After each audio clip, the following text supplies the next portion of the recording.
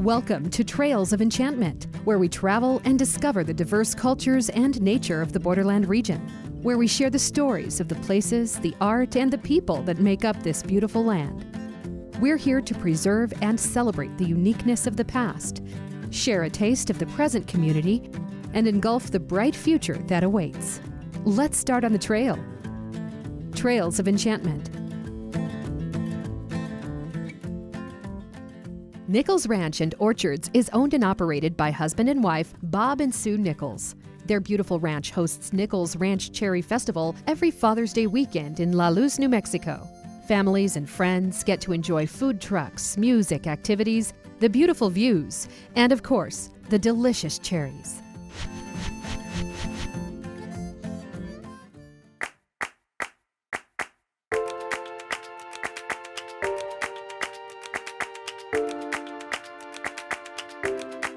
Just keeps getting bigger. You know, I'm not sure how much bigger I want it. We enjoy it though.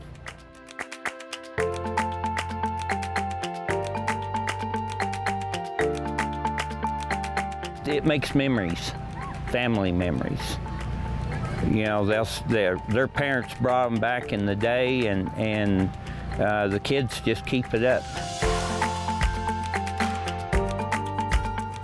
It's just an annual thing for them when they come.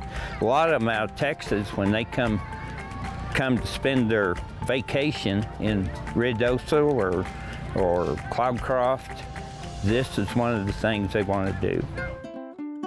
We're cherry picking, baby.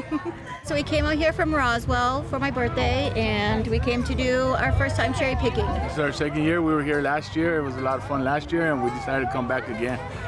Just got here early because the cherries run out. The vendors come to me here about 5 years ago and asked me if I would do it over here. And I said, sure. Anyway, it just keeps evolving and getting bigger and bigger. And with my two boys helping, they do a lot of advertising down in Texas and northern New Mexico and Arizona even. We have the petting zoo for the kids.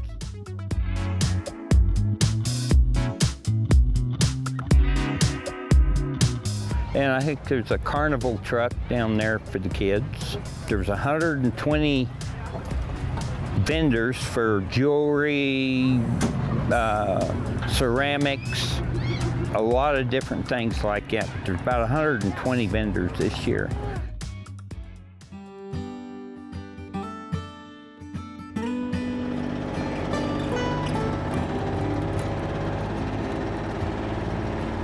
A lot of people didn't know we were here. We plant cherry trees every year. You lose a lot of them and you replant. Come here. Come here. Come on, boy. My dad was here when he was about 12 years old and lived on it for a while. But they've always farmed and ranched in southern New Mexico since 1882. 5 generations.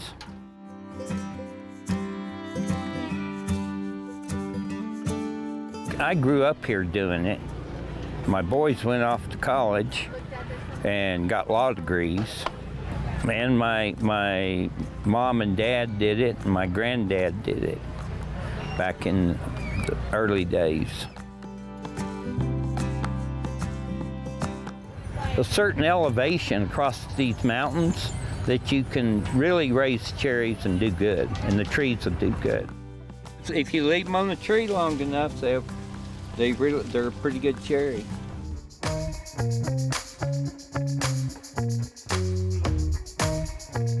To me, this is one of the prettiest places around. Since it's been in the family so many years, it makes it special to us too, because my mother and dad planted the first trees in here on these cherries and things. They struggled doing it. Cut posts and a lot of other things just to make a living so they could have this. Anyway, we're proud of it. We are.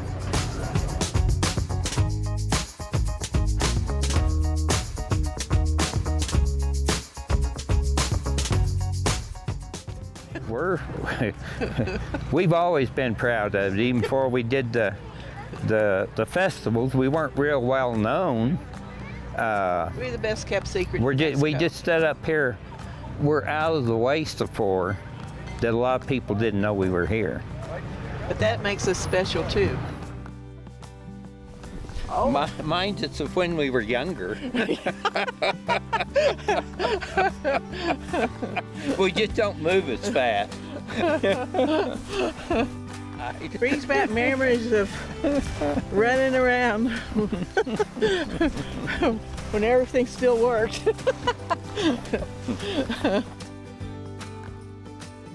We don't have anything to complain about. No. It's all been good. Yeah.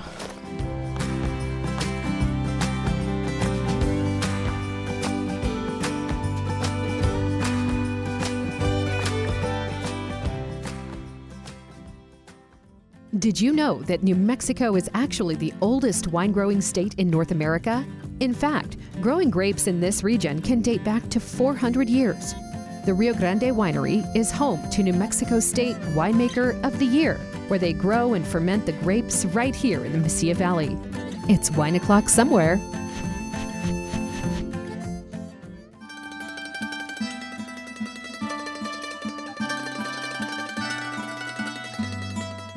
Every year in New Mexico, there's the Vine and Wine Society holds a wine show. It's a statewide wine show. And then each year they have a category which is for the Premier Vintners Award. And so in 2022 it was for Chardonnay. Our Chardonnay was selected as the best wine in show. So we won the Premier Vintners Award, which then leads into kind of Winemaker of the Year. It's extremely great recognition. We work very hard here. We primarily try to really focus on the quality. We really are trying to change, perception of New Mexico wine. A lot of people that come through these doors have traveled to other wine areas. They've either been to California or the East Coast. So they're incredibly surprised, like, oh, you grow grapes in New Mexico? Where New Mexico is actually the oldest wine growing state in North America. Rio Grande Winery was founded in 2006 by the original owner, Gordon Steele. He planted the 10-acre vineyard that's here at the winery. And then part of a new ownership, we bought this place in 2020. So since then, we've made a number of changes to the winemaking style, rebranding, just with our label artwork and our images, and a little bit in the farming practices as well.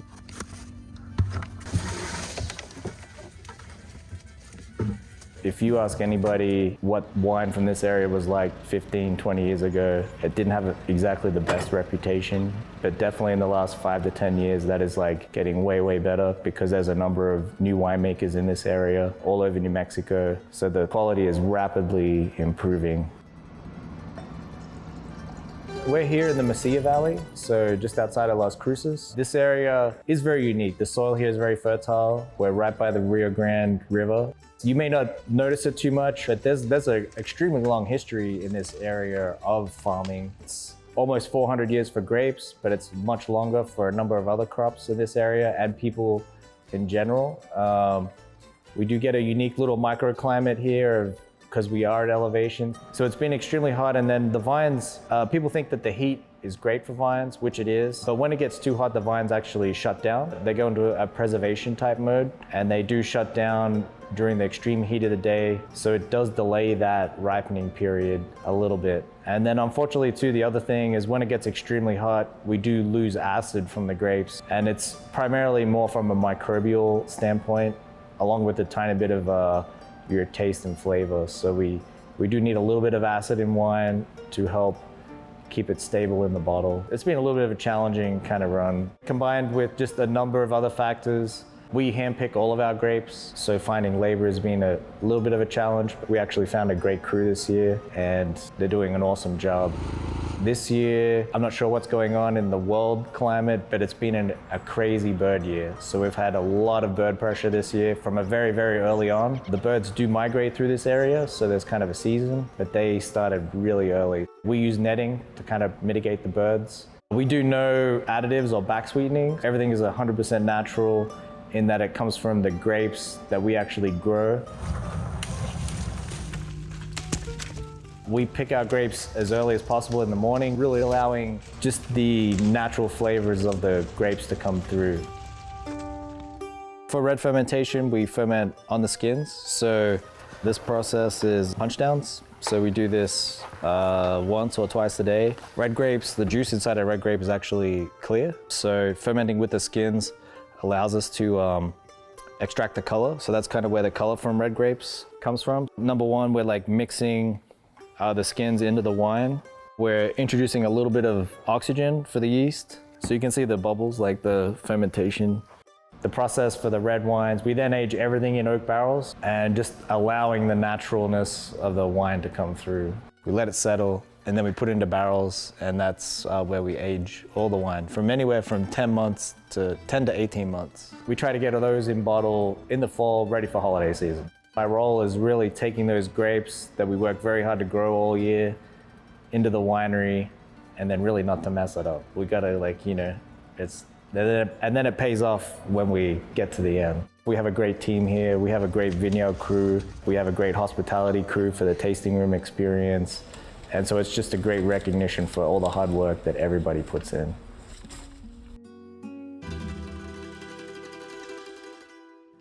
Baseball in the borderland. Sounds nice, right? Located in downtown El Paso, Texas, Southwest University Baseball Park is home to a minor league baseball team, the El Paso Chihuahuas. The locals from El Paso make this stadium come alive with people, food, music, and spirit.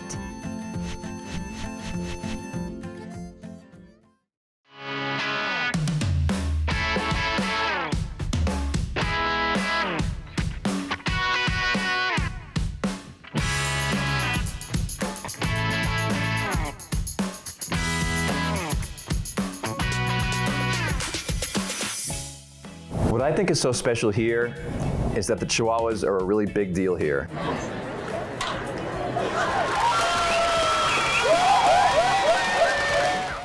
I think the borderland's an amazing mix of people, thoughts, ideas. This is one of the most unique areas, certainly in the United States, when you think about the commerce that can interact across the border, the things that we can share culturally, food, drink, spirit, for sure. The first thing that comes to mind when you say baseball in the borderland is the fans. That came up even before Southwest University Park. It's funny when you talk to former players who now come through El Paso as scouts who might have played in the Texas League in the 1980s, and they just smile thinking about Dudley Field, the noise, the enthusiasm. So I got here, I was hired in 2013. I was in Bowling Green, Kentucky, and they were looking for somebody to help get this team started to play in El Paso starting in 2014, to include building a stadium downtown and literally building a new staff from scratch. And fortunately, I had, at that time, 20 years experience in minor league baseball, and I was among the people they searched for, and I was hired as the first general manager for the Chihuahuas. After a couple of years as the general manager, I was promoted to a vice president, and now in my role as senior vice president, I get to help oversee soccer business operations as well as all the things for the Chihuahuas and leg up events and other things that we do. I think that's one of the things that makes games here so unique. They're different than just going to any other stadium experience. You can just tell by the music that we play here and the different things that go on. You don't see that in other ballparks, and I think it's because people here embrace what they're about and where they're from. Me personally, I started playing baseball when I was 5 years old, and I was fortunate enough to play through college and then 2 years in a semi-pro horse-around league with a lot of other former college and former pro players. And I was fortunate to kind of play until I was mid-20s, and then it was time to get real and get to work, and I was able to marry my love of baseball to the business of sports. I've done a million interviews, and I've never thought about that way. It has meant a lot to me from a kid until now.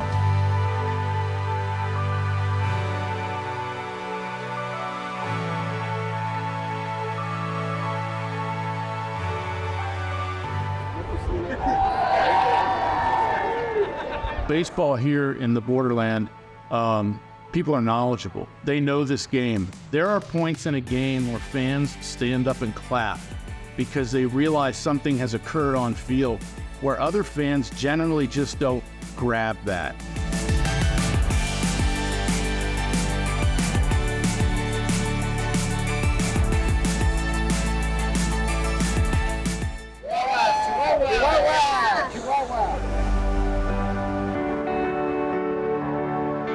El Paso, just as a community, they're great. I have nothing but great things to say about the people of El Paso. I feel like one of them. I feel like one of the people of El Paso. So.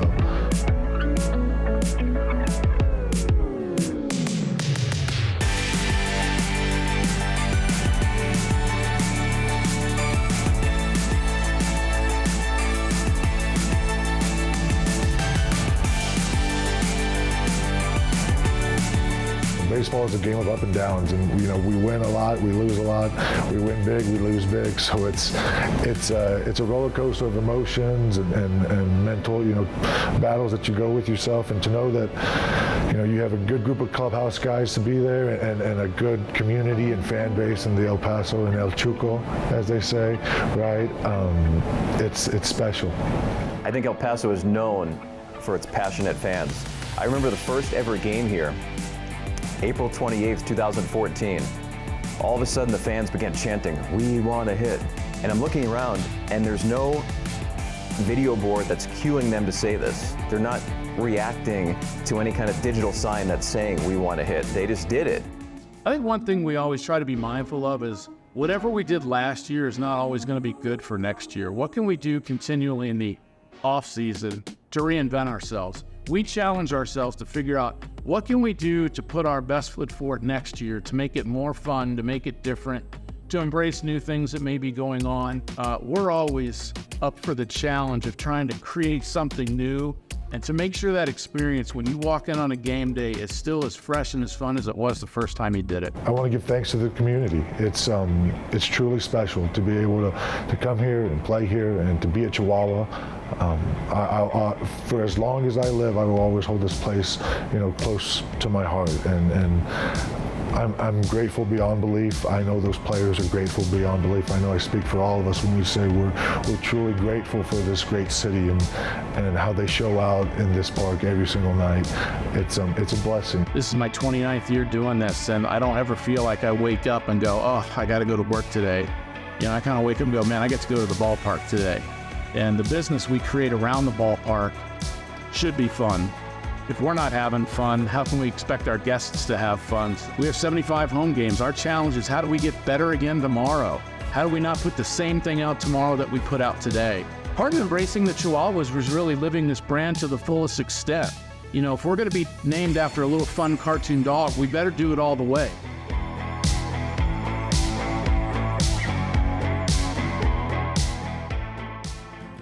The Electric Star on the Franklin Mountains has been El Paso's pride and joy since 1940 and has been glowing across the borderland ever since. Those who pass by see the city's iconic symbol shine bright at sunset, but many do not know how it came to be. We take a look into its history and how the city is still able to keep it shining 83 years later.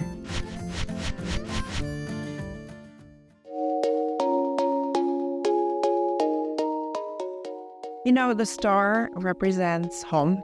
It represents El Paso. For those of us that were born and raised here, it's a symbol of when you're driving in or flying in, it's just that I'm home, I made it. The star, you look at how many logos in El Paso have the star on it. It's on everything. It's El Paso's biggest thing, I think. It always has been. According to a newspaper story in the El Paso Times, but from columns written at the time, it was built in 1940 and first lighted November the 29th, 1940. And the star on the mountain was like the Star of Bethlehem. So I think that's probably its genesis, in that we could have our own Star of Bethlehem here for the Christmas season. And I have a feeling that's probably why it was there. And we've gotten a lot more secular and a lot more encompassing of different faiths. And so the significance of that is the Christmas star has diminished. But that's what it was a Christmas star. And that was what I remember as a young child as the time frame that it was normally on, was from right after Thanksgiving until New Year's. And that was the only time it was on. I believe it was 1979. We had a hostage situation in Iran. They kidnapped all the people from the embassy in Iran, and they kept them for close to 500 days. What we were doing at that time, I wasn't here, but the electric company, that was the first time they started lighting the star every day until they released the hostages. But in the 80s, the city passed a resolution to start having the star lit every day. I'm not sure exactly who came up with the idea of it originally, but it was an El Paso Electric Company project. And the electric company was the one that managed it for a number of years. They donated it to the Chamber of Commerce in 2000. And I've been doing the maintenance ever since.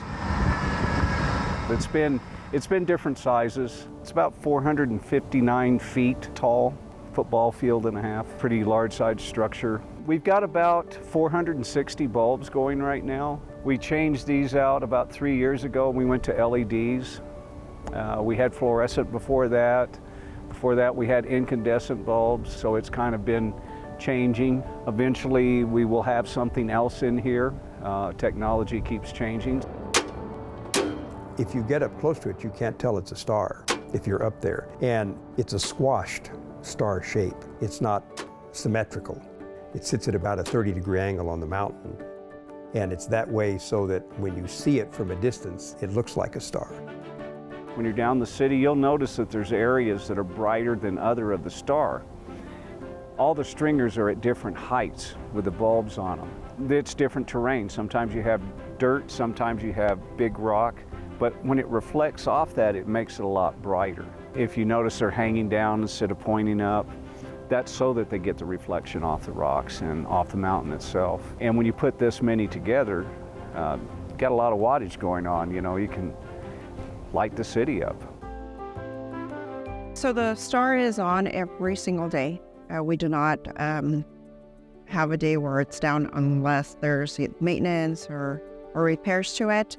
But for the most part, we do have quite a few individuals that light up the star, whether it's in memory of a loved one or a celebration. So the star is not funded by taxes or by the city, anything. It is based off of, or all of the funding is based off of the starlighters that the citizens or any individuals do. The star is here for the community, and anyone can light the star for a price, of course, and that is what helps cover all of the expenses for the star on the mountain. But unfortunately, it's not open to the public. It's not a public hiking trail. Trespassing is often, and that's one of the reasons that we are letting the public know that it is a private property. Please enjoy the star from the city. Don't come up here. It's dangerous terrain. Cameras and surveillance up here. We have a PD influence that will come up here and arrest you for trespassing. If you enjoy it down there, your life would be good. You come up here, you can have issues. Not to mention just if it goes off in the middle of the night trying to hike down in the dark. I wouldn't want to do it. We've had 2 different instances of vandalism with the star. One of them was due to shooting of bulbs with paintball guns. And the second one was unfortunately larger damage, and that one was a total of 8 lines that have been destroyed, either by tugging, pulling, or hanging off of them, and that damage is severe. Enjoy it from afar. It's here for the city. It's here for El Paso and anyone who's driving by or visiting or lives here. Please enjoy it from afar. Of course, you know, it doesn't shine on the west side. It covers downtown area, a little bit of northeast. It covers Juarez real nice. And from what I understand, the people in Juarez really like the star. They're proud of it too, even though it's ours. They get to see it more than we do.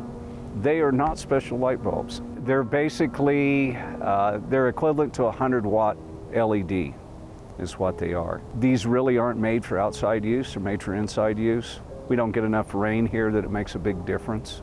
We vary the times depending on what season it is. Normally we'll turn it off about 11 o'clock at night. Right now it's going on around 8 o'clock. When the sun's going down earlier, we adjust for that. We try and do it about sunset. I can give you what electric bills used to cost. When we had incandescent bulbs, it was probably about $900 to $1,100 a month in electricity. We went to fluorescence, it dropped down to under $6. With these LEDs, our bill, I'm not exactly sure, but I think it's around $400 now a month, which your house can run that, believe it or not. I just got my electric bill. and I was not very happy. We want to get something down the road that we can do color changing and that you can do it off your phone like everything else nowadays. That's where we're going, like the rest of the world, right? Just takes time. And that's the whole purpose of it. It's here for the community, for celebrations, for a place to call home, and it resembles El Pasoans at what we are.